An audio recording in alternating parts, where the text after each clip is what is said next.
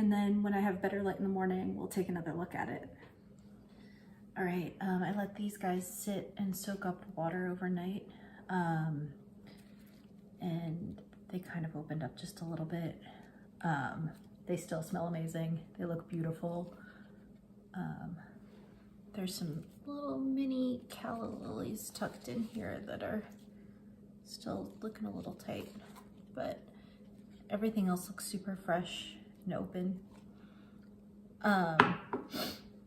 It looks really pretty now in the daylight, now that I'm not dealing with overhead lights.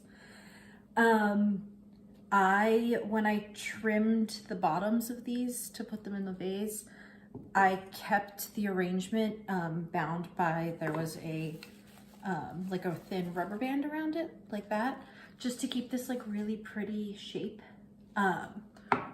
One of my favorite things about the arrangements that Urban Stems has on their site is just their arrangements themselves. I think that they have something unique. A lot of flower delivery sites have the same kind of, offer the same arrangements that they've had for decades now, you know, and how many little, you know, carnation arrangements shaped like a dog can you send your grandma before she gets sick of it? Not to knock the dog-shaped arrangements, but I think that Urban Stems arrangements are a little more modern and a little more fun.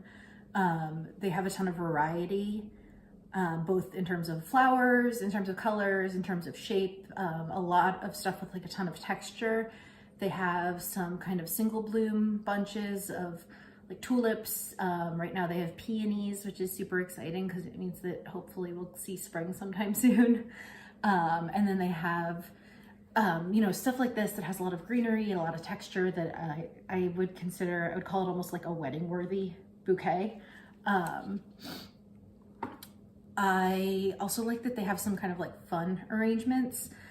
There was one that was like a first date arrangement for you to send someone after a first date.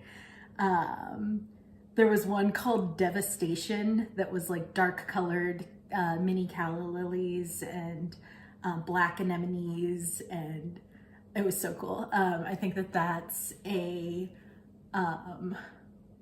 really fun one to give, you know, someone that's like a little more goth, or a friend that is celebrating, you know, their first Valentine's Day in a while solo and is thriving. I don't know, I can think of like a lot of fun reasons why I would give that to someone.